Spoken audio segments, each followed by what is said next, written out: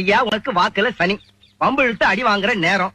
நீ சும்மா இருந்தாலும் உன் வாய் சும்மா இருக்காரு, உன் வாய் சும்மா இருந்தாலும் நீ சும்மா இருக்க மாட்ட. நீயும் வாயும் சும்மா இருந்தாலும் இந்த ஊர் உன்ன சும்மா விடாது. உடம்ப பத்திரமா பாத்துக்க.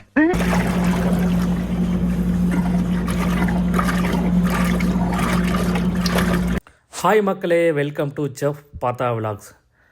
நம்ம இன்றைக்கி என்ன பார்க்க போகிறோன்னா கட் மிர்ச்சிங்க. வீட்டில் உள்ள சிம்பிளான 4 பொருட்களை வச்சு எப்படி பண்ணலான்னு பார்க்கலாம் வாங்க.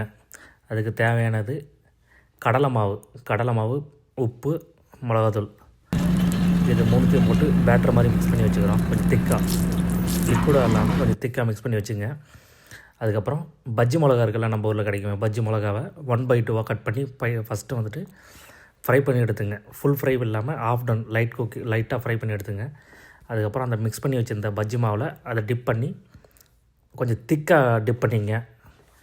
நார்மலாக பஜ்ஜிக்கெலாம் மெலிசாக இல்லாமல் கொஞ்சம் திக்காக டிப் பண்ணிவிட்டு ஆயிலில் ஃப்ரை பண்ணி எடுத்ததுக்கப்புறம் கூலிங் ஆனதுக்கப்புறம் நார்மல் ஆனதுக்கப்புறம் எடுத்து கட் பண்ணி மறுபடியும் ஆயிலில் ஃப்ரை பண்ணுங்கள். ஆயிலில் ஃப்ரை பண்ணி எடுத்ததுக்கப்புறம் மேலே வந்துட்டு சாட் மசாலா போடுங்க. சாட் மசாலா போட்டு கார்னிஷுக்கு வந்துட்டு ஆனியன் போட்டிருக்கோம். ட்ரை பண்ணி பாருங்கள்.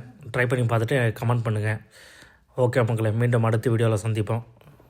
மறக்காமல் இந்த வீடியோவை லைக் பண்ணுங்கள், கமெண்ட் பண்ணுங்கள், ஷேர் பண்ணுங்கள். வர அடுத்தடுத்த வீடியோவில் வீட்டில் உள்ள பொருட்களை வச்சு எப்படி ஈஸியான ஸ்நாக்ஸ் பண்ணுறதுன்னு நான் சொல்கிறேன். ஓகே மக்களே, see you, bye.